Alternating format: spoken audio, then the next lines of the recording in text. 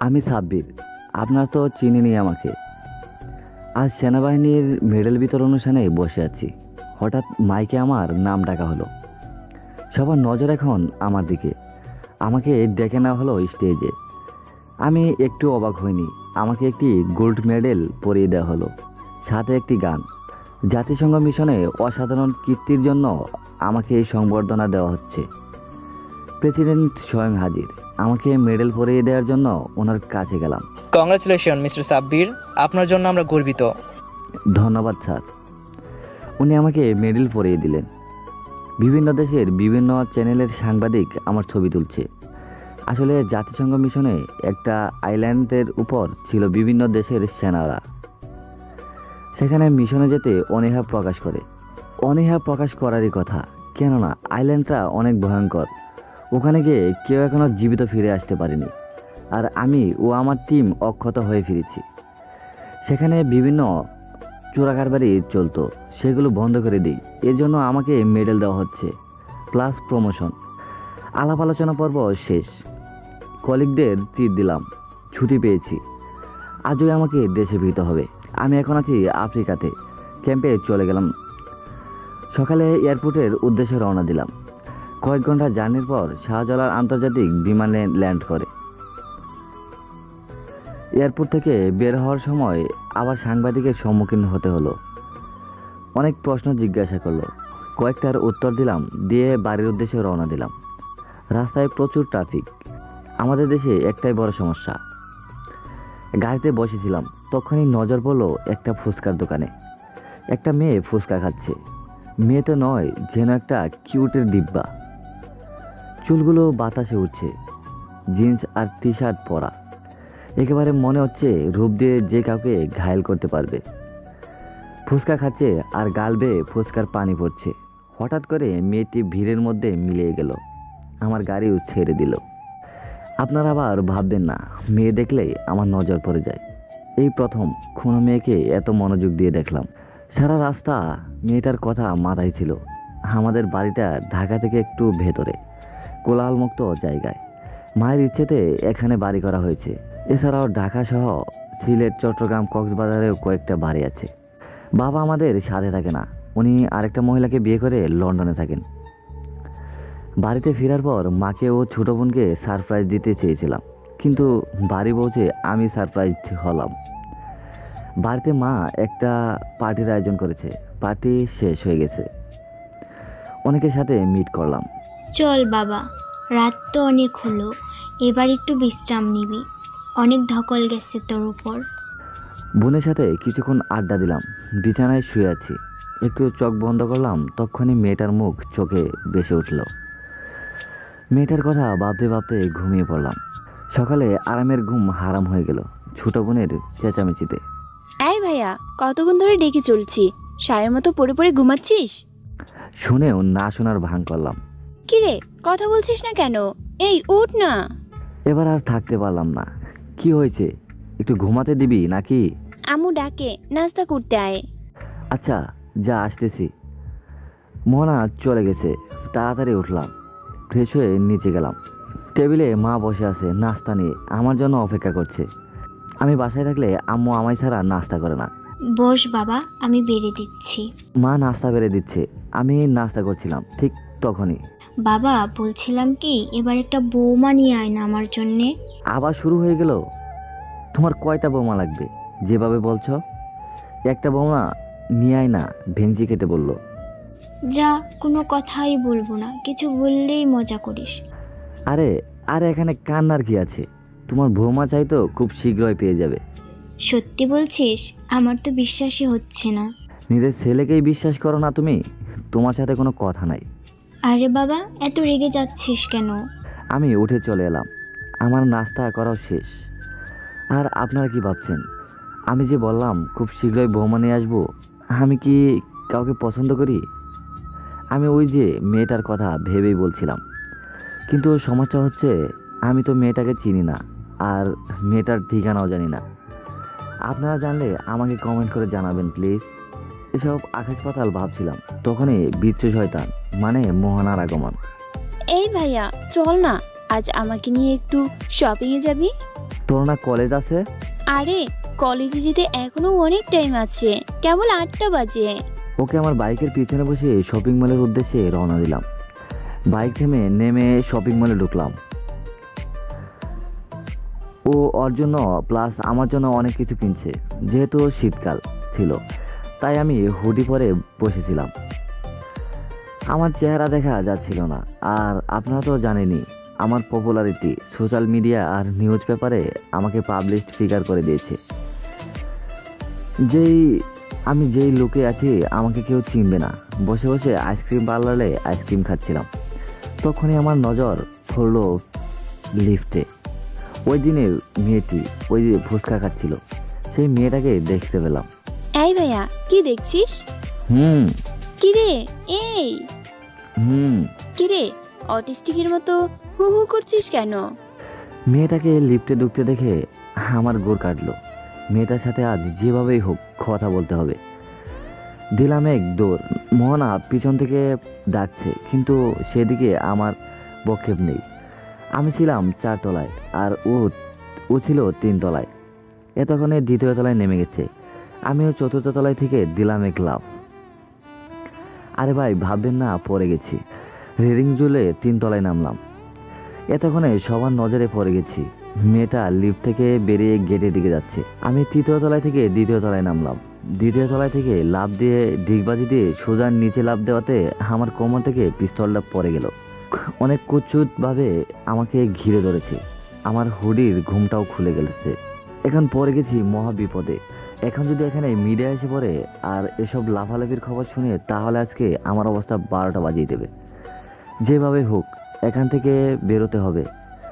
সিকিউরিটিরা আমার দিকে এমনভাবে চেয়ে আছে, মনে হয় আমাকে চিনে ফেলেছে। স্যার আপনি এখানে? আমি ওদের থামিয়ে দিয়ে বললাম, ভিড় সামলান, আমি আসছি। এই বলে মলের বাইরে চলে আসলাম। ছোট বোনকে ফোন দিয়ে আসতে বললাম। ও বলল যে ওর আসতে একটু টাইম লাগবে। ওর শপিং শেষ হওয়ার পর ওকে নিয়ে বাড়ি ফিরলাম। বাড়িতে বিছানায় শুয়ে শুয়ে ভাবছি, আজকে মেয়েটাকে হাতের কাছে পেয়েও হাতছাড়া হয়ে গেল। মেয়েটাকে এক কথায় আমি ভালোবেসে ফেলেছি। এভাবে কেটে গেল 1 সপ্তাহ। আমার ছুটি প্রায় শেষ, কাল চলে যেতে হবে। মন খারাপ ওই মেয়েটার জন্য। কিভাবে ওর দেখা পাই এসব নিয়ে সারাদিন বিভোর থাকি। ছোট বোনের আগমন। কিরে, মন খারাপ করে বসে আছিস কেন? ওর কথাগুলো শুনে ভেবাচাকা খেয়ে গেলাম। কই আমার মন খারাপ, তোকে কে বলছে? আরে পাগল, সব কি আর মুখে বলতে হয়? কিছু কথা বুঝে নিতে হয়। আসলে একেই হয়তো বলে ভাই বোন। না বলা সত্ত্বেও মনের কথা বুঝে নেয়। রাতে খেয়ে দিয়ে শুয়ে শুয়ে ফেসবুক চালাচ্ছিলাম, তখনই ফোনটা বেজে ওঠে। আপনারা ভাবছেন তো কার ফোন? আমার কমান্ডিং অফিসার খালেদ মোশাররফের ফোন। হ্যালো সাব্বির। জি স্যার, কেমন আছেন? ভালো, তোমাকে একটা খবর দিতে ফোন করেছি। জি স্যার, বলেন। তোমাকে আর ক্যাম্পে আসতে হবে না। কেন স্যার? তোমাকে অন্য কাজে নিয়োগ দেওয়া হবে। এ ব্যাপারে তুমি প্রেসিডেন্টের সাথে কথা বলে নিও। এই নাও ওনার ফোন নাম্বার। Okay sir. এখন আবার মাথায় আরেকটা টেনশন ঢুকলো। একেতে মেয়েটার এখন আবার নতুন নিয়োগ। কি যে করি, টেনশনে পড়ে গেলাম। টেনশনে ভোরের দিকে চোখ লেগে আসলো। সকালে ঘুম ভাঙলো ফোনের রিংটং আওয়াজে। হ্যালো, আসসালামু আলাইকুম। ও পাশ থেকে। ওয়ালাইকুম আসসালাম। আপনি কি মিস্টার সাব্বির না? জি, বাট আপনি? আমি প্রেসিডেন্টের পার্সোনাল সেক্রেটারি। শোয়া থেকে উঠে বসলাম। বলুন, কেন ফোন দিয়েছেন? আপনাকে আজকে এই ঠিকানা আসতে হবে। আচ্ছা। ফ্রেশ হয়ে চলে গেলাম ওই ঠিকানায়। গেটে কিছু গার্ড ছিল, প্লাস করা পুলিশ প্রোটেকশন। আমাকে মোটামুটি সবাই চিনে, কিন্তু তবু গেটের কাছে গার্ডটি আমাকে চিনলেন। তখনই পাশে দাঁড়িয়ে থাকা পুলিশটি বলে উঠল। পুলিশটির নাম এনামুল, জামায় লেখা ছিল। স্যার আপনি? হুম স্যার আপনাকে কি মিটিংয়ের উদ্দেশ্যে ডাকা হয়েছে? আমি কি ভেতরে যেতে পারি? অবশ্যই স্যার, আপনাকে মানা করার ক্ষমতা কি আমার আছে? ধন্যবাদ। আমি ভেতরে গেলাম। বাড়িটি খুবই হাইফাই। ভেতরে ঢুকে আমি দেখতে পেলাম এক বিশাল টেবিলের একেবারে শেষ মাথায় প্রেসিডেন্ট বসে আছেন। আর চারপাশের টেবিলে আরও অনেকেই। একটা চেয়ার খালি, বোধহয় আমার জন্যই। আমি ভেতর গিয়ে সবাইকে হাই বলে চেয়ারটিতে বসে বললাম। পাশের চেয়ারগুলোতে নজর পড়তে যাদের দেখলাম, কয়েকজন আমার ফ্রেন্ড আর সবাই আমার বয়সী। আরে মেজর যে, কি অবস্থা, কেমন আছিস? ভালো, তোর? ভালো। ওর সাথে টুকটাক কথা বললাম, পরে মিটিং শুরু হয়ে গেল। হ্যালো ইয়াং ম্যান, তোমাদের সবাইকে এখানে কেন ডাকা হয়েছে তা কি জানো তোমরা? সবাই না সূচক মাথা নাড়ালাম। তোমাদের সবাইকে এখানে একটি টিমের জন্য ডাকা হয়েছে। মানে? তোমাদের সবাইকে B3 মানে বাংলাদেশ এক্সট্রাম 3 মানে 3 বাহিনীর, বিমান বাহিনী, নৌবাহিনী, সেনাবাহিনীর এর নিয়োগের জন্য ডাকা হয়েছে। BE3 এর নাম তো জীবনে শুনিনি। হ্যাঁ। এটা কি কোনো সংস্থা? কোনো সিক্রেট অর্গানাইজেশন নাকি? ওইটা একটা সিক্রেট ফোর্সের নাম। এই ফোর্সের সদস্যরা সর্বোচ্চ ক্ষমতাশীল। এরা কাউকে জবাবদিহি করতে বাধ্য নয়, এরা কেবল রিপোর্ট করবে আমাকে। এরপর উনি সবাইকে সবার দায়িত্ব বুঝিয়ে দিলেন। সবাইকে একটি করে নীল রঙের ব্যাচ আর একটি করে স্পেশাল অ্যাডমিশন গান দেয়া হলো। আমরা মোট 10 জন, 3 জন মেয়ে, রাইসা, নীলা, মিমি আর ছেলে 7 জন। এর মধ্যে আমার ফ্রেন্ড 4 জন, ফাহিম, আরমান, রফি, ইমন। আর বাকি হচ্ছে সুমন, আবির, নীল আর জিসান। কিন্তু আমাকে দেয়া হলো না। কি ভাবছো সবাইকে ব্যাচ দেওয়া হলো কিন্তু তোমাকে দেওয়া হলো না কেন, তাই তো? তোমাকে ব্যাচ দেওয়া হবে না, তোমাকে দেওয়া হবে নম্বর। মানে?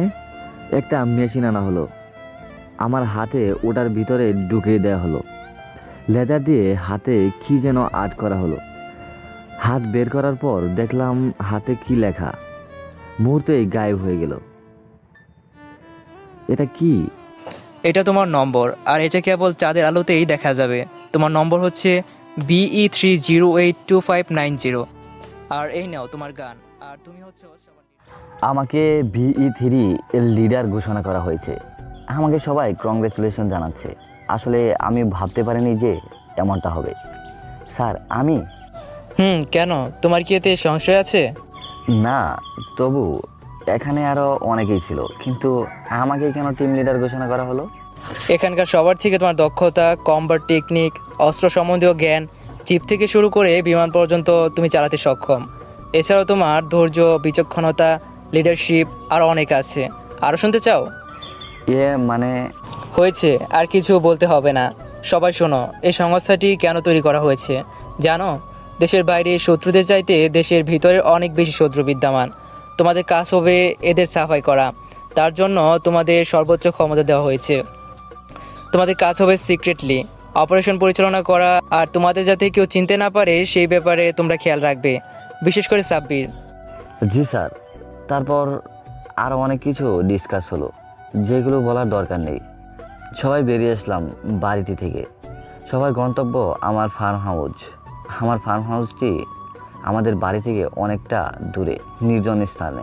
ওরা যাওয়ার সময় বাজার করে নিয়ে গেল রান্না করে খাওয়ার জন্য। আমি বাড়িতে গিয়ে মা ও ছোট বোনকে বিদায় জানিয়ে প্রয়োজনীয় জিনিসপত্র নিয়ে রওনা দিলাম ফার্ম হাউসের উদ্দেশ্যে। আমাদের কাজ হবে এখানকার পাশে একটি কলেজের নজর রাখা। এই জায়গাটা শহর অঞ্চল থেকে অনেকটা ভিতরে অবস্থান করায় কারণে এখানে নির্জন। আর এখানে এ পর্যন্ত 28টি রেপ আর 14টি সুসাইড ও 53টি মার্ডার করা হয়েছে, কিন্তু খুনিকে কেউ ধরতে পারছে না। কেউ খুনির কাছাকাছি পৌঁছানোর আগেই সে গুম হয়ে যায়। কিছুদিন পর তার লাশটা পাওয়া যায় এই জঙ্গলে। এর পেছনে কারা, কিভাবে, কেউ জানে না। আর আমার ফার্ম হাউসটিও এখানে থাকার কারণে সবাই এই ফার্ম হাউসে আসা, নইলে হোটেল বা মেজ ভাড়া নিতাম। রাতে সবাই খেয়ে দিয়ে যে যার রুমে চলে গেল। আমি 3 তলা বাড়িটির 2য় তলা বিশাল করিডোরে রডিং চেয়ারে বসে আছি, আর আমি রাতে ভরা আকাশে তারা দেখছি। তখনই রাইসা আসলো। কি করেন স্যার? বসে আছি আর তারা দেখছি। আপনার সাথে বসতে পারি কি? কেন নয়। রাইসা আমার সাথে বসলো। ওর হাতে কফির মগ ছিল, আমাকে দিল। কফি খাচ্ছিলাম আর ওর সাথে কথা বলছিলাম। মেয়েটা খুবই মিষ্টিভাষী, চেহারাও খুবই সুন্দর, দুধে আলতা, গায়ের রং স্মার্ট। খারাপ না, কিন্তু আমার ভালোবাসা অজানা মেয়েটির চাইতে বেশি না। ও একটু বাদে চলে গেল। আমিও বেডে গিয়ে শুয়ে পড়লাম। কখন যে সকাল হয়েছে বুঝতেই পারিনি। সকাল সকাল আমাদের কাজ শুরু হয়েছে। সবাই এখানে একটা ভার্সিটিতে ভর্তি হলাম, এক একজন এক এক ডিপার্টমেন্টে। আমার সাথে আছে ফাহিম, আবির, ইমন আর মিমি, রাইসা। নীলার সাথে আছে আরমান আর সুমন, আর নীল ও জিসানের সাথে এই ভার্সিটিতে। কিন্তু অন্য সব বকাটে ছেলেদের সাথে এখানে কেউ জানে না আমাদের আসল পরিচয়। সবাই জানে আমরা সাধারণ মানুষ। ভার্সিটি ক্যাম্পাসে সবাই বসে আছি। আমি এখনও যাইনি, আজ আমার প্রথম দিন, তাই তাড়াতাড়ি রওনা দিলাম। ভার্সিটির গেট দিয়ে একটি ছেলে ঢুকছে, চুলগুলো তেল দিয়ে একেবারে নামানো স্মৃতি, চেহারা কুৎসিত, একটা ঢোলাঢালা সস্তা শার্ট পরা, একটা পুরনো প্যান্ট পরা, কয়েক জায়গায় ছিঁড়া ফাটা। অনেকে আমাকে এমনভাবে দেখছে যেন আমি ডাস্টবিন থেকে উঠে এসেছি। আমাদের টিমের সবাই জানে আমার লুকের ব্যাপারে, তাই তারা দূর থেকে নীরব দর্শকের মতো হয়েছে। আমি আনমনে নিচে তাকিয়ে হাঁটছিলাম। তখনই একটা ছেলে আমার সামনে গিয়ে প্রচণ্ড গতিতে দৌড় দিল। আমার সাথে অনেক জোরে ধাক্কা লাগলো। আমি পিছনে ফিরে কারো গায়ের উপর পড়লাম। ঠাস ঠাস। কী ভাবছেন কী হলো? আমার গালে তবলা বাজালো মেয়েটি, যার গায়ের উপরে পড়েছিলাম। ওই কুত্তার বাচ্চা, ইউ বাস্টার্ড! তোর সাহস কি করে হলো আমার গায়ের উপর পড়িস? আমার ড্রেসটাই খারাপ করে দিলি। আসলে দুঃখিত, আমি ইচ্ছা করে ধাক্কা দেয়নি। ওই ছেলেটা আমাকে। তুই আবার মুখে মুখে কথা বলিস? জানিস আমি কে? আমি এখানকার ডিসির মেয়ে।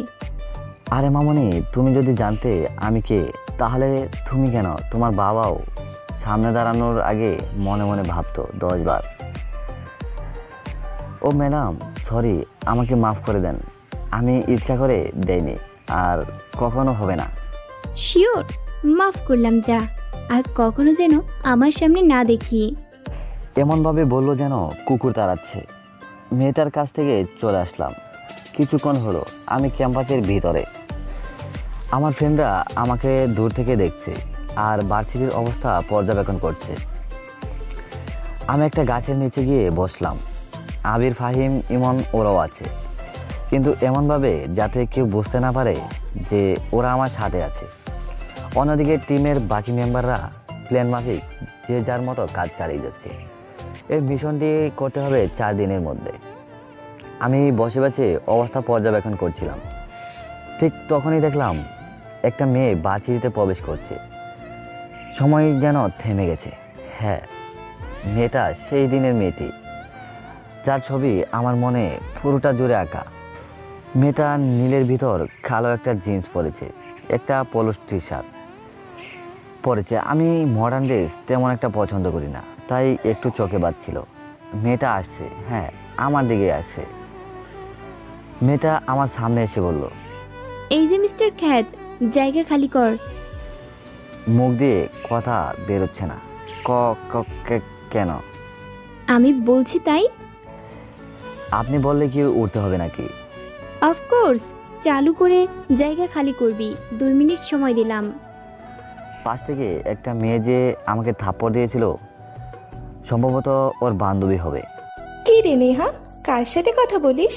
নেহা, মানে ওই মেয়েটিকে আমার পছন্দ।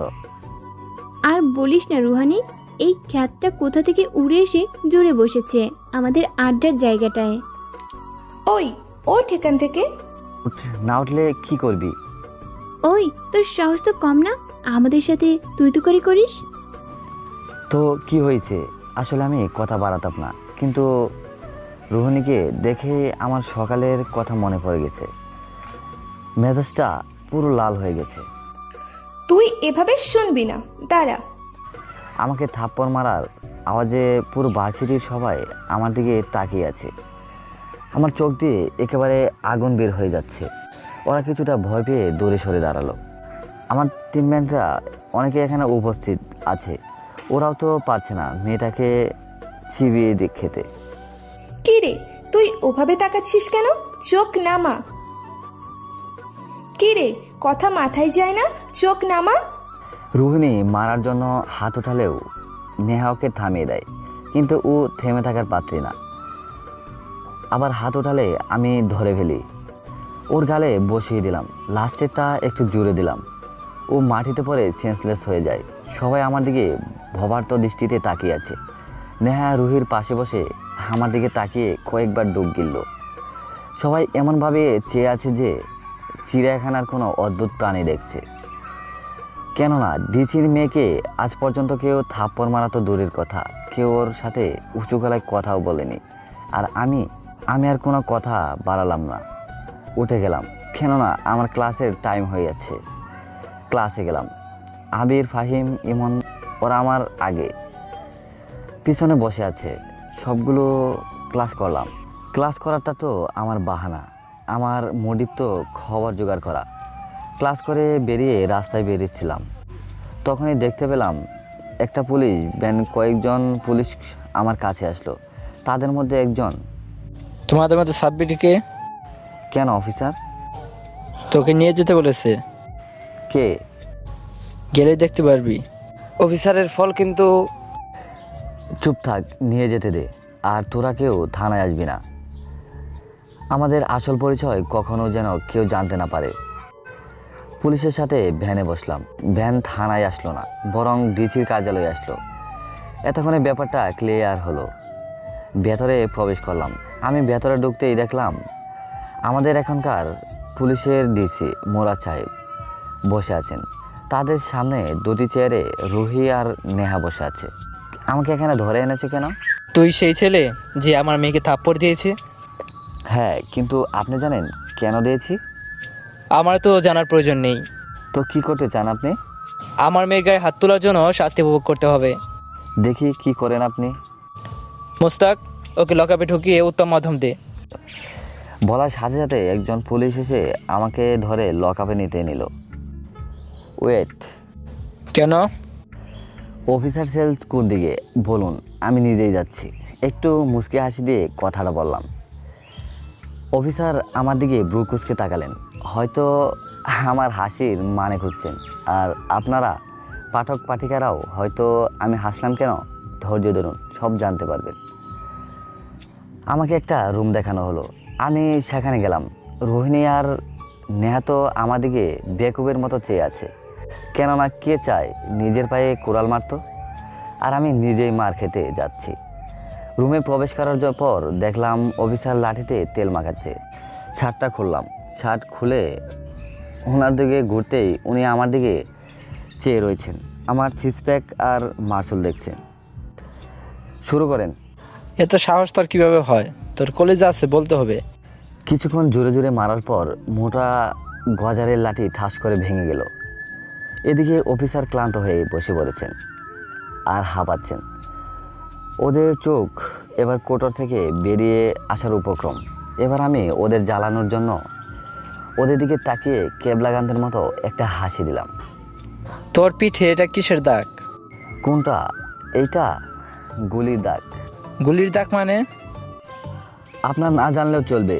আদার ব্যাপারে জাহাজের খবর নিতে আসবেন না। রোহানে আমাকে সাহায্য না করতে পেরে ঘন ঘন করতে বেরিয়ে গেল। আর নেহা কিছুক্ষণ দাঁড়িয়ে থেকে চলে গেল। মনে মনে কিছু একটা চলছে। আপনাদের বলি, আমার কাছে এসব মার কিছুই না, ওয়ার্ম আপ মাত্র। আমাদের ট্রেনিং এমনভাবেই দেওয়া হয়। আর আপনারা তো জানেনই আমি কি জিনিস। একটু পর সিস্টেমে থানা থেকে বেরিয়ে পড়লাম। মানে আবির ইমন এসে আমাকে ছাড়িয়ে নিয়ে যায়। গাড়িতে বসে আছি। কিরে, তোরা আসতে গেলি কেন? তো কি করবে? তুই জেলে পড়ে থাকলে মিশনে কি হবে? তাও ঠিক। তো শরীর চর্চা কেমন হলো? আর বলিস না, বেচারি পুলিশের আর মেয়ে দুটোর চেহারা দেখার মতো ছিল না। কেন? বেচারা আমাকে মারতে গিয়ে লাঠি ভেঙে ফেলে, তবু চেহারায় কোনো রিয়াকশন দেখতে পায় না। আর মেয়ে দুটো এখনো ভাবছে কি হলো, তারা কি দেখলো। হা হা হা হা, তুইও পারিস বটে। তো তোর গেটাপতি সব নষ্টের মূল। আমাদের মতো নর্মাল হয়ে গেলে এতক্ষণে তুই এখানে থাকতি না। হ্যাঁ ঠিক বলেছিস, কাল থেকে গেট আপে যাব, তারপর বাসায় এসে সবার সাথে আড্ডা দিয়ে ঘুমিয়ে পড়লাম। সকালে ভার্সিটিতে, হ্যাঁ আজও আমি ভার্সিটিতে ঢুকেছি, কিন্তু খেত হয়ে না, মিস্টার স্মার্ট হয়ে। কলেজের গেট দিয়ে একটি দামি রয়্যাল এনফিল্ডের বাইক ঢুকলো। বাইকটির দিকে অনেকেই তাকিয়ে আছে। আমি হেলমেট পরা, তাই হয়তো কেউ এখনও দেখতে পায়নি আমাকে। যেহেতু এই বাইকটি খুব কম লোকে ইউজ করে, তাই হয়তো ভাবছি কে আবার নতুন এলো। দেখতে পেলাম বটগাছের নিচে রোহানি ও নেহা দাঁড়িয়ে আছে। আমি বাইকটি রোহানি ও নেহার ঠিক সামনে এনে পার্ক করলাম। বাইক থেকে নেমে হেলমেট খুলে ফেললাম। এবার হয়তো উৎসুক পাবলিক আমাকে চিনতে পেরেছে। আমার লুকের ব্যাপারে বলবো, কালো জিন্স, কিছু কিছু জায়গায় নকশা করা, গায়ে একটা লেদার, যেহেতু শীতকাল, তার নিচে একটা হোয়াইট শার্ট আর হোয়াইট শু পরা। শার্টের বোতামের ফাঁকে গুজে রাখা হোয়াইট লাইট রিফ্লেকটিভ সানগ্লাসটি বের করে চোখে দিলাম। নেহা আর রুহানি ঢ্যাপ ঢ্যাপ করে তাকিয়ে আছে, মুখটা হা হয়ে আছে। হয়তো বিশ্বাস হচ্ছে না যে খ্যাত কীভাবে এত স্টাইলিশ হয়ে গেল। এই যে মুখ বন্ধ করুন, বিড়াল ঢুকবে তো। ও হ্যাঁ, আমাকে চিনতে পারছেন? তুমি কি ওই খ্যাত ছেলেটা? হ্যাঁ, কিন্তু তুই থেকে তুমি হয়ে গেলাম কি করে? আসলে গতকাল আমি ওভার রিয়াক্ট করে ফেলেছিলাম। রাতে অনেক ভেবেছি যে তোমার সাথে যা করেছি তা একদমই ঠিক হয়নি। হা হা হা, আসলে বুঝি তো, কোনো ছড়ির প্রসঙ্গ না, আসলে সব যে রূপের কেলমা। কাল খেয়েছিলাম, আবর্জনা ছিলাম, এখন স্মার্ট হয়ে গেছি তো এখন তো। সাব্বির, থাক বাদ দাও, তোমাদের সাথে ভকভক করে আমার সময় নষ্ট করে লাভ নাই, বাই। হঠাৎ পিছন থেকে, আপনি কি মেজর সাব্বির? মানে কিসের মেজর? আর কে মেজর? ও কিভাবে জানলো? না, ওকে তো বুঝতে দেওয়া যাবে না। মনে মনে আমি আশরাফুল, আর আমি কি তা তো তোমরা জানোই। আসলে স্মার্ট হয়েছি ঠিকই, কিন্তু এমনভাবে স্টাইল বদলেছি যাতে কেউ আমাকে চিনতে না পারে। ও, আমি তো ভেবেছিলাম যে যা বাবার বাবুন। আমি গেলাম, যাওয়ার সময় খেয়াল করলাম যে ওর মন খারাপ হয়ে গেছে, কিন্তু কেন খারাপ হয়েছে তা বুঝতে পারিনি। দুটো ক্লাস শেষ করে কলেজের ছাদে গেলাম। ছাদে ইমন আর রাইসা বসে বসে প্ল্যান করছি। হঠাৎ কলেজের পিছন থেকে গুলির আওয়াজ, সাথে সাথে দৌড়াতে লাগলাম। ঘটনাস্থলে দেখতে পেলাম রাস্তায় রক্ত দিয়ে ছেয়ে গেছে। একটা ছেলে, বয়স 23 থেকে 26 হবে, রক্ত অবস্থায় পড়ে আছে, বুকে গুলি লেগেছে। ওর পালস চেক করলাম। হ্যাঁ করতেছি। অ্যাম্বুলেন্স ফোন দিলাম না, ইমন প্রাইভেট কার নিয়ে এসেছে, ওর কারে শুয়ে দিলাম, ওর পাশে বসলাম। গাড়ি চলতে লাগলো আপন গতিতে। আমি ছেলেটিকে জাগাবার চেষ্টা করছি, হাসপাতালে নিয়ে গেলাম, স্ট্রেচারে করে নিয়ে যাচ্ছি। হঠাৎ ও আমার হাত ধরলো। ভাইয়া, আমার সময় শেষ, আমাকে আর বাঁচানো সম্ভব না। আমার বোনটাকে বাঁচান, ওরা ওকে মেরে ফেলবে। কারা? এ এম ছেলেটির নিঃশ্বাস বন্ধ হয়ে গেছে, ছেলেটি আর নেই, কিন্তু ওর কথাগুলো কানে বাজছে। ওর শেষ ইচ্ছা পূরণ করতেই হবে। রাইসা, তুমি ছেলেটির বাবা মাকে খবর দাও, আর ইমন তুই সবাইকে প্রিপারেশন নিয়ে আসতে বল এক্ষুনি। রাগে মাথার রক ফেটে যাবে এমন অবস্থা। কিছুক্ষণের ভেতর সবাই চলে আসলো, সবাই নেমে পড়লাম। মিশন স্পটে গেলাম, গিয়ে সেখানে ভালো মতে খুঁজতে লাগলাম যদি কোনো প্রমাণ পাওয়া যায়, কিন্তু পাওয়া গেল না, শুধু কিছু টায়ারের ছাপ পাওয়া গেল। আমি লক্ষ্য করলাম পাশের একটা বাড়িতে সিসি ক্যামেরা লাগানো। আর দেরি করলাম না, গার্ডের কাছে থেকে ফুটেজ দেখতে গেলাম। গার্ড প্রথমে না করলেও পুলিশ পরিচয় দেওয়ায় আর না করলেন না, ফুটেজ দেখে নিলাম। দেখলাম কিছু ছেলে মুখে মাস্ক লাগানো অবস্থায় হঠাৎ ছেলেটাকে গুলি করে দেয়। একটা মেয়েকে গাড়িতে তুলে নিয়ে যাচ্ছে, মেয়েটাই তাহলে ছেলেটার বোন। গাড়ির নাম্বার দেখা যাচ্ছিল না, তাই নোট করে নিলাম। ওদের গাড়ি ফলো করার জন্য সামনে যতগুলো ট্রাফিক ক্যামেরা ছিল সবগুলো ফুটেজ দেখে নিলাম। ফলো করতে করতে আমরা একটি জঙ্গল টাইপ এলাকায় পৌঁছালাম। এখানেই টায়ারের ছাপ শেষ। সবাই চারিদিকে ছড়িয়ে পড়লাম। অনেক খোঁজাখুঁজির পর নীলা একটি বাড়ি দেখতে পেল জঙ্গলের ভিতর। সবাই বাড়ি থেকে ঘিরে ধরলাম চারদিক থেকে। সবাইকে যার যার পজিশন বুঝিয়ে দিলাম। সবাই গান বের করে হাতে নিলাম। আমি দরজায় কান লাগিয়ে কিছু লোকের কথাবার্তার আওয়াজ পেলাম, কিন্তু কি বলছে ঠিক শোনা যাচ্ছে না। ভিতরে আনুমানিক 2-3 জন হবে। সবাই কিছুক্ষণ চিন্তা ভাবনা করে নিলাম, কিন্তু সময় পেরিয়ে যাচ্ছে। আর দেরি করাটা ঠিক হবে না, পরে মেয়েটার খারাপ কিছু হয়ে যেতে পারে। সবাই একসাথে দরজা ভেঙে ঢুকে পড়লাম। ভিতরে ঢুকে আমরা যা দেখতে পেলাম তার জন্য কেউ প্রস্তুত ছিলাম না। কমপক্ষে 10 থেকে 15 জন মেয়েকে হাতে পায়ে দড়ি দিয়ে বেঁধে ফেলে রাখা হয়েছে। তাদের পাশে 3 জন লোক দাঁড়িয়ে আছে। 2 জনের হাতে পিস্তল, আরেকজনের হাতে একটি ইঞ্জেকশন। কিরে, কারা তোরা? আবার এখানে কি চাস? তোদের এখানে ঢোকার অনুমতি কে দিয়েছে? তোদের জানের ভয় নেই? হা হা হা, জানের ভয় আমরা না, তোরা পাবি। আবির লোকটার হাতে গুলি করে দিল। পিস্তল পড়ে গেছে। সবাই সুযোগে আমি 2টাকে হেডশট দিলাম। হাতে গুলি লাগা লোকটা আমাদিকে অগ্রসর হতে নিল। ইমন তাকেও হেডশট দিয়ে দেয়। আর মাত্র একজন আছে, ওকে মারা যাবে না। ওর থেকে আরও কিছু তথ্য জানতে হবে। 2 জনের খুন হাতে দেখে তৃতীয়টা ভয় পেয়েছে। ওর হাত পা কাঁপছে। ওকে একটা চেয়ারে বাঁধার ব্যবস্থা করলাম। অন্যদিকে মিম, রাইসা, নীলা ওরা বন্দীদের মুক্ত করছে। তোকে দেখে মনে হচ্ছে তুই তো নতুন। বল, তোদের লিডারকে এই কাজ ছাড়া তোরা আর কি কি কাজের সাথে জড়িত? লোকটা বলতে অসম্মতি জানালো। আবির আর বাকিরা ওরা ওকে উত্তম মাধ্যম দিতে লাগলো। অনেকক্ষণ মারার পর লোকটা প্রায় আদমর অবস্থা হয়ে গেছে। আমি সবাইকে থামতে বললাম। কিরে, তোর কি জানের মায়া নেই? সত্যি বল, না হলে মাথায় পিস্তল ঠেকালাম। আমাকে মারবেন না স্যার, আমি বলছি এসব কার কাজ? গুলির আওয়াজ চলল। কে যেন গুলি করেছে। গুলিটা মাথা গেছে চলে গেছে। সবাই গুলি যে করেছে তাকে খুঁজতে লাগলাম। গুলি চালক হয়তো বাইক নিয়ে এসেছিল, তাই তাকে খুঁজে পাওয়া গেল না। আবার এই সন্ধ্যা হয়ে গেছে, তাই চারদিকে অন্ধকার নেমে এসেছে। কিছুই দেখা যাচ্ছে না। লোকটার পালস চেক করলাম। হ্যাঁ, লোকটা এখনো বেঁচে আছে। একে দ্রুত হাসপাতালে নাও। এ বেঁচে গেলে আমরা অনেক কিছু জানতে পারবো। এই অপরাধীদের নিশ্চিত আমাদের মিশনের সাথে সম্পর্ক। এদের ধরতে পারলে হয়তো আমাদের মিশন কমপ্লিট হবে। আর এসবের মূলে যে রয়েছে তাকে দ্রুত পকড়াও করতে হবে।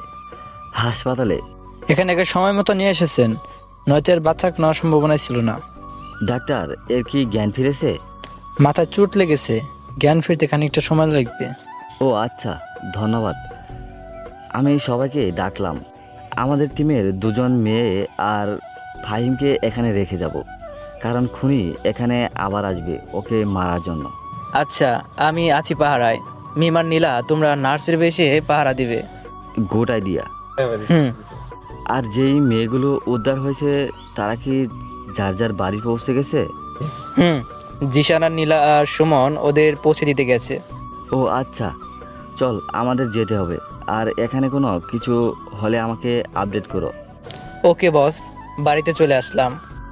আমি ছাদে বসে ভাবছি, কে এই খুনি আর ওই কি সব অপকর্মের মূল, ইত্যাদি ইত্যাদি। সারা মাথায় ঘুরছে, অনেক চিন্তা ভাবনা চলছে মাথায়। হঠাৎ রাইসার আগমন। কি এত ভাবছেন মিস্টার সাব্বির? রাইসা, বসো। এই তো কেসের ব্যাপারে। এত ভাবনা চিন্তার কি আছে? ওই লোকটার জ্ঞান ফিরলেই তো সব জানা যাবে। হাসপাতালে সব ঠিক আছে তো? হুম। ইমন ও আবির কোথায়? আর জিসান আর সুমন এসেছে?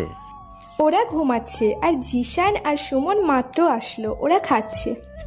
গুড। আকাশের দিকে তাকিয়ে কথাটি বললাম। কি হলো, আপসেট নাকি? না, আর কি? কি? কিছু না। আমাকে বলবেন না? ও খুবই কৌতূহলী চাহনি নিয়ে তাকিয়ে আছে। নেহার ব্যাপারে ভাবছি। নেহাকে? ওই যে ভার্সিটির মেয়েটা? মানে ভালোবাসেন? এখন কি বলবো? যদি বলি যে ভালোবাসি তাহলে আবার কি না কি ভাববে। মেয়েটা আবার ফ্রি মাইন্ডের, বলাই যায়।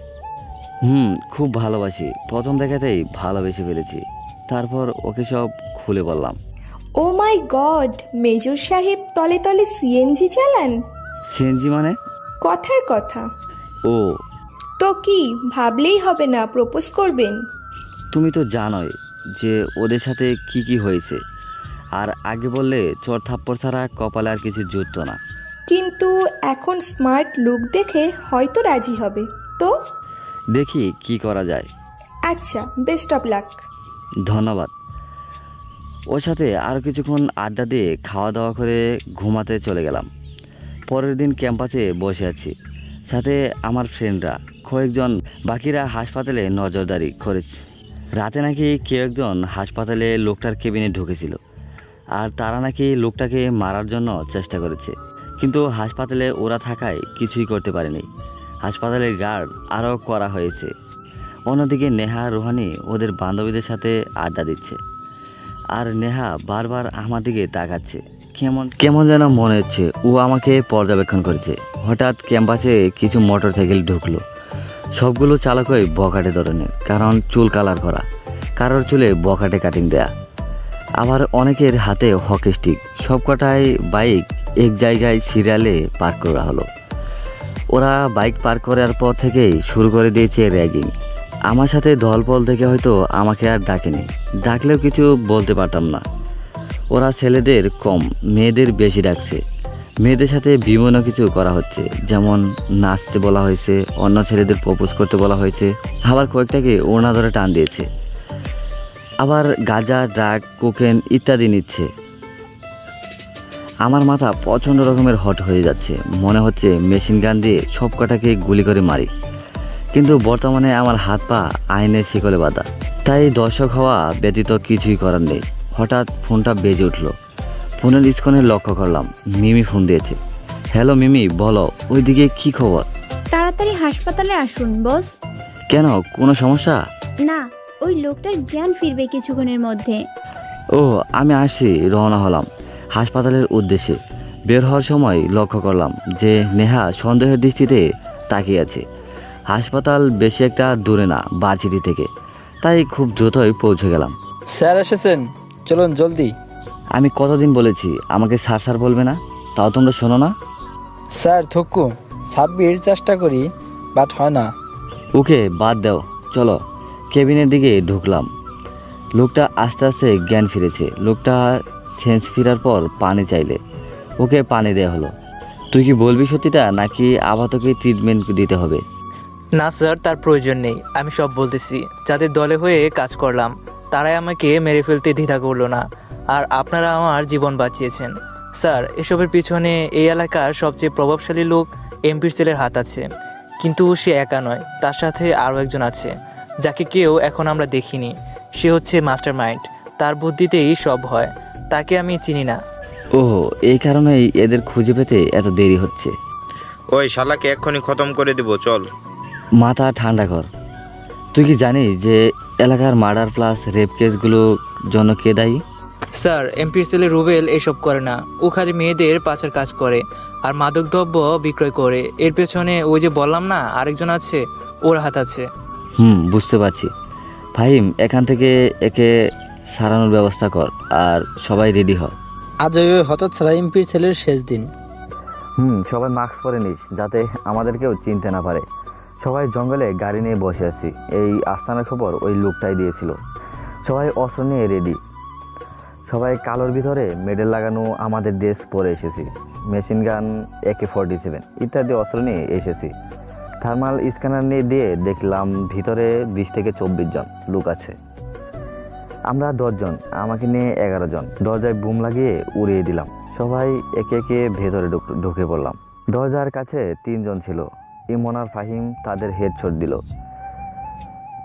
ভেতরে সোফায় একজন বসেছিল, আর তাকে ঘিরে সবাই দাঁড়িয়ে আছে। এর মানে এই এমপির ছেলে আমার দলের লোকজন একের পর এক মাঠেতে ফেলছে, আর আমি এগিয়ে যাচ্ছি। আমার উদ্দেশ্য হলো এমপির ছেলেকে পাকড়াও করতে পারলে আমার মিশন কমপ্লিট। কেননা ওই কেবল দ্বিতীয় জনকে চিনে, আর দ্বিতীয় জনকে ঘিরেই আমার মিশন। এমপির ছেলে তো কেবল মোহরা। আমি আর দেরি করলাম না। বেল্টে গুজে রাখা 2টো পিস্তল বের করে নিলাম। এমপির ছেলের মাথায় পিস্তল ঠেকালাম। সম্পূর্ণ ঘটনাটি ঘটলো কিছু সময়ের মধ্যে, তাই ওরা প্রস্তুত নিতে সময় পায়নি। সবার পিস্তল বন্দুক যা আছে সব মাটিতে রেখে হাত উঁচু করে দাঁড়াও। সবাই আমার কথা মতো কাজ করলো। আমি ইমন, আবির, ফাহিমকে ইশারা করলাম। ওরা পিস্তল বন্দুকগুলো সবার কাছ থেকে কেড়ে নিল। ওকে সহ ওর দলের বাকি সকলকে আমি বেঁধে ফেললাম।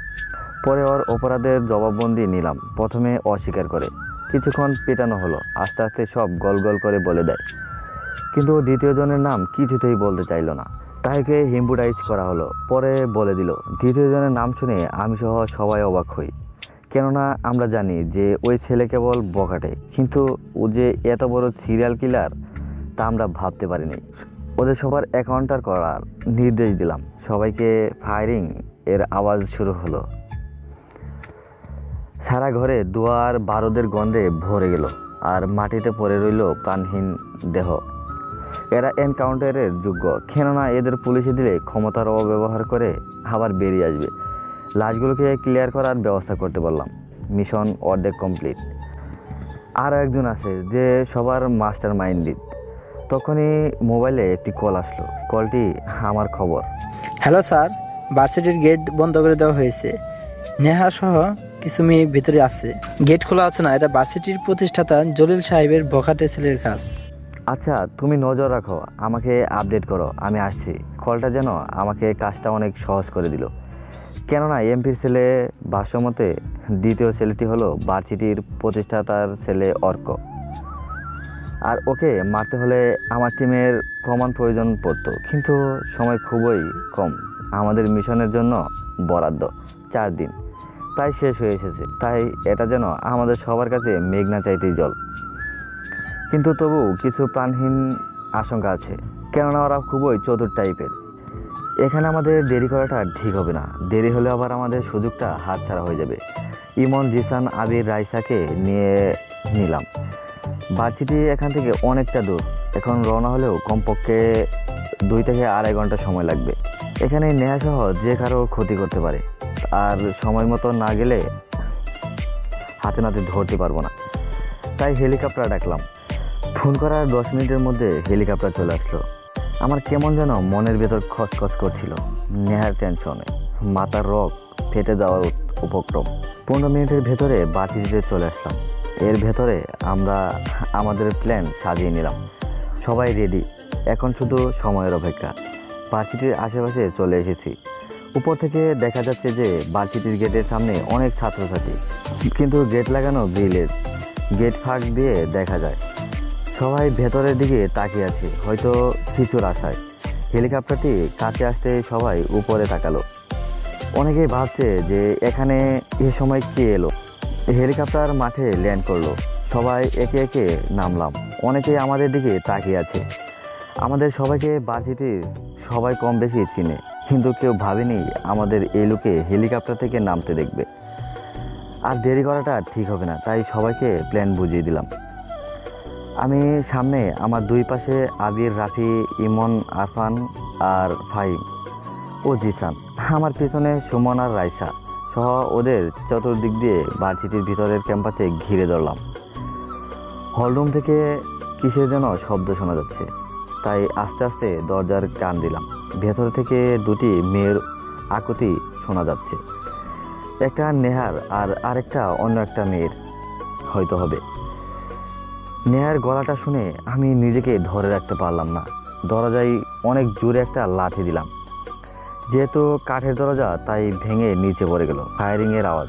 আপনারা যা ভাবছেন তাই হলো, গুলি হয়েছে আমার গায়ে না, ওই শালাগো প্রতিষ্ঠান ছেলের চেলাফেরার গায়ে লেগেছে। যে ছেলে নেহার ওড়না ধরে টানাটানি করছিল, ওর বুক বরাবর গুলিটা করলাম। মাটিতে লুটিয়ে পড়লো। সবার নজর এখন আমার দিকে। আমার টিমের সবাই অবাক হয়ে গেছে। ভাবতে পারিনি যে এমন কিছু করব। আমার চোখ লাল হয়ে গেছে।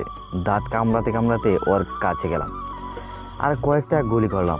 মরে গেছে, তাও আমার রাগ কমছে না। আমার ভালোবাসার গায়ে হাত দিয়েছে। আর একটা গুলি চললো। এটা আমার গায়ে লাগলো, পেট বরাবর, কিন্তু আমি এতক্ষণ ঘোরের মধ্যে ছিলাম, তাই খেয়াল করিনি। ইমন যে আমাকে গুলি করছে তার মাথায় গুলি চালালো। সব মিলিয়ে ওদের টিমে 10 থেকে 12 জন লোক হবে।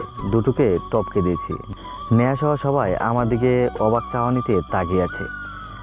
আমাকে এখানে দেখবে আশা করিনি। ওদের টিমের কয়েকজনের হাতে পিস্তল। ফায়ারিং হলো। আবিরের কাঁধে একটি গুলি লেগেছে। আবির আর বাকিরা ওদের সবাইকে টপকে দিয়েছে। এখন কেবল ওদের লিডার বাকি আছে। আমার পেট থেকে গল করে রক্ত বের হচ্ছে। আমি মাটিতে বসে পড়লাম। নেহাসহ বাকি 3 জন মেয়ে এখনও ঘুরের মধ্যে। আর এতগুলো মানুষকে মরতে দেখে ওরা শক্ট হয়ে গেছে। নেহাসহ আরেকটি মেয়ে মাটিতে লুটিয়ে পড়লো জ্ঞান হারিয়ে। আর অন্য মেয়েটি ভয়ে কাঁপছে। ইমন এসে আমাকে ধরতে নিল। আমি মানা করলাম, বললাম আমি ঠিক আছি। দ্বিতীয় জন মানে ওদের লিডারের সামনে এসে চেয়ার নিয়ে বসলাম। কিরে, ভয় পেয়েছিস? আমি ভয় পাবো ভাবলি কি করে? আমি লাশ নিয়ে খেলা করি, আর আমি কি না ভয় পাবো? বল, এখন পর্যন্ত কি কি অপরাধ করেছিস?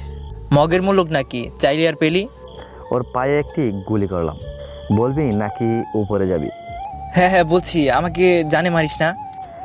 Good boy. এরপর আরাব সব বলতে লাগলো, তার অপরাধের রাজিনামা। আর জিসান সব রেকর্ড করে নিল। চেয়ার থেকে উঠে নেহার কাছে গেলাম। ইমনকে ইশারা করলাম। ফায়ারিং হলো। ওদের লিডারের খেল খতম। রাইসা, নেহা আর ওই মেয়েটির মুখে পানি ছিটালো। ওদের জ্ঞান ফিরল, কিন্তু এখনও ঘুর কাটেনি। ফাহিম সহ বাকিদের লাশগুলোর ব্যবস্থা করতে বললাম। নেহা আমার দিকে তাকিয়ে আছে। বাইরে বের হয়ে আসলাম। সবাই নীলা বাচিটি গেট খুলে দিল। তো সবাই উৎসুকভাবে আমার ও টিমের দিকে তাকিয়ে আছে। পুলিশের গাড়ির সাইলেন্স শোনা যাচ্ছে। গাড়ি বাচিটির ক্যাম্পাসে প্রবেশ করলো। গাড়ি থেকে রোহানি আর ওর বাবা নামলো। আমাদের হাতে এখনও পিস্তল। এসে আমাদের ঘিরে দাঁড়ালো। আপনাদের কি অভ্যাস কোনোদিন পরিবর্তন হবে না? মারামারি শেষ আপনাদের আগমন হয়। এই ছেলে, তোমার সাহস তো কম না? আমাদের সামনে দাঁড়িয়ে বড় বড় কথা বলো, আবার হাতে পিস্তল নিয়ে দাঁড়িয়ে আছো। আমি জানতাম তুমি নিশ্চয়ই বড় কোনো সন্ত্রাস, আর এখন তো দেখছি সন্ত্রাসদের টিম লিডার তুমি। আমাদের অ্যারেস্ট করবেন? হাও ফানি, আপনি জানেন আমরা কারা? আমাদের এ কথায় পাবলিক আরও বেড়ে গেছে। সবাই এ প্রশ্নের উত্তর খুঁজছে। কিন্তু নেহা শান্ত চাহনিতে আমার দিকে তাকিয়ে আছে। মনে হচ্ছে ও যেন সবকটা জানে। কে তোমরা যে এত ক্ষমতা দেখাচ্ছ? কথা বলুন, ফোনটা এগিয়ে দিয়ে। ফোনটি নিল এবং কথা বলতে লাগলো। কথা বলছে আর আমার দিকে তাকাচ্ছে। ফোনটা আমার দিকে এগিয়ে দিয়ে, sir, I am extremely sorry. আসলে আমাদের ভুল হয়ে গেছে, আর ওই দিনের ব্যবহারের জন্য আমি দুঃখিত। স্যার, আমাদের ক্ষমা করে দিন। এতক্ষণে বুঝতে পেরেছেন? মুচকি হেসে, আচ্ছা যান, ক্ষমা করে দিয়েছি। আর ক্ষমতার অপব্যবহার করবেন না। আর বডিগুলোকে ক্লিয়ার করুন, আর এটা রাখুন প্রমাণ হিসেবে। নেহার দিকে তাকালাম, যেন খুব খুশি হয়েছে আর অনেক রহস্যের সমাধানও মিলেছে। হেলিকপ্টারটি এখনও দাঁড়িয়ে আছে। আমি পাইলটকে ইশারা করলাম চলে যেতে। হেলিকপ্টারটি চলে গেল। সবাই হেলিকপ্টারটির পানে কিছুক্ষণ তাকিয়ে রইল। পরে আমি সহ টিমের সবাই চলে আসলাম হাসপাতালে। যাওয়ার আগে নেহাকে আর বাকি মেয়ে দুটোকে বাড়িতে পৌঁছে দিতে বললাম। এতক্ষণ পেটের ভিতরে গুলি নিয়ে দাঁড়িয়েছিলাম, কিন্তু এখন খুব ব্যথা করছে। হসপিটালে আমি আর আবির অ্যাডমিট হলাম। প্রেসিডেন্ট একবার লুকে এসেছিল আমাদের দেখতে, পরে চলে গেছেন। আসলে আমাদের টিম BE3 সম্পর্কে কেউ জানতে না। সবাই আমাকে মেজর হিসেবেই চিনে। কেবিনে শুয়েছিলাম, তখনই রাইসার আগমন। আসলে এই মেয়েটার সাথে আমার একটু বেশি ফ্রেন্ডলি। আপনার জন্য একটা নিউজ আছে। কি নিউজ জানতে পারি? আপনার একজন ভক্তকে পেয়েছি, যার সারা ঘর সহ বিছানার চাদর থেকে শুরু করে সব জায়গাতে আপনার ছবি। আমার ভক্ত? এ কেমন ভক্ত? আমার আছে নাকি? আপনার ভালোবাসার মানুষটি। মানে আমার ভালোবাসার মানুষ মানে? হয়েছে, আর অ্যাক্টিং করতে হবে না। তুমি কি নেহার কথা বলছো? তো আপনি কি ভাবছেন অন্য কেউ আছে নাকি? না না, আসলে হয়েছে, আর কিছু বলতে হবে না। ওনার সাথেই যা বলার বলেন। মানে দেখলাম দরজায় দাঁড়িয়ে নেহা সব দেখছে। রাইসা চলে গেল। নেহা এক পা করে আমার পাশে এসে বসলো। তুমি খুব পচা। কেন? আমি আবার কি করলাম? তোমাকে ওই দিন জিজ্ঞাসা করলাম, কিন্তু তুমি বললে না যে কাজের সময় কাউকে পরিচয় দিতে হয় না। আইসে পরিচয় দিতে। আমি অনেক আগেই আন্দাজ করতে পারছি যে তুমি মেজর সাব্বির। কিভাবে বুঝলা? ওই দিন থানায় তোমার শরীর আর গুলির দাগ দেখে। আর তুমি তো হ্যাংলাদের মতো আমার ফুচকা খাওয়া দেখতা, আর শপিং মলে আমার পিছনে বানরের মতো লাফালাফি করছো। এই তুমি সব জানতে তাহলে? হুম। তাহলে আমার সাথে দেখা করো নাই কেন? আমি কি কম খুঁজছি তোমায়? কিন্তু হঠাৎ করে তুমি গায়েব হয়ে গেলা। কিন্তু ভার্সিটিতে তোমাকে দেখে আমি ভেবেছিলাম তুমিও মেজর সাব্বির, কিন্তু ভাবলাম মেজর এখানে কি করবে। একদমে কথাগুলো বললো আর চুপসে গেল। জানো, ওই দিন আমি ভাবছিলাম যে আমি আর বাঁচবো না, ওই জানোয়ারগুলো আমাকে শেষ করে দিবে, কিন্তু তুমি এসে আমাকে বাঁচিয়ে নিলে। না হলে তো। আর তোমাকে যখন গুলি করা হয়েছিল আমার তো মনে হয় শ্বাস প্রশ্বাস থেমে গেছিল। এত ভালোবাসা আমায়? নিজের চাইতেও বেশি, পৃথিবীর যে কোনো কিছুর চাইতেও 1000 গুণ বেশি। থাই পাগলি, হোলে লেলে, কান্না করে করে তো নাক মুখ টমেটো বানাই ফেলছো। কি? আমি টমেটো? না, টমেটো না, স্ট্রবেরি। এখন আমাকে প্রপোজ করো। এই অবস্থায়? করবা কিনা বলো। আর কি করব, পাগলির জেদের কাছে হার মানলাম। হাতের কাছে কিছু না পেয়ে আনারস নিয়ে হাঁটু গেড়ে বসে পড়লাম। নেহা, এই অদমের ভালোবাসার অনুভূতিগুলোকে কি তুমি বুঝবে? তোমার প্রতি এখন যতটুকু ভালোবাসা আছে সারা জীবন এর থেকে এক চিলতে কমবে না, বরং বাড়বে। দিবে কি সুযোগ তোমার সন্তানের আব্বু হতে? দেবে কি আমায় তোমার সুখ দুঃখের ভাগ? চলবে কি আমার সাথে সারা জীবন? কেননা তোমাকে বড্ড বেশি ভালোবাসি।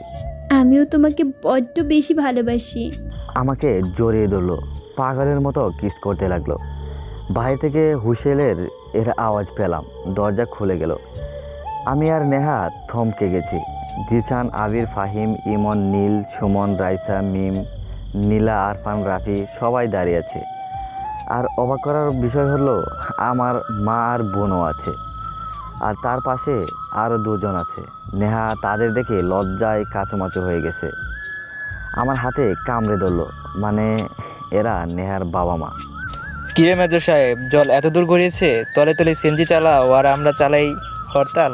কি বলবো, ভাষা খুঁজে পাচ্ছি না। কি রে, বৌমার কথা বললেই খালি নানান অজুহাত দেখাস এখন।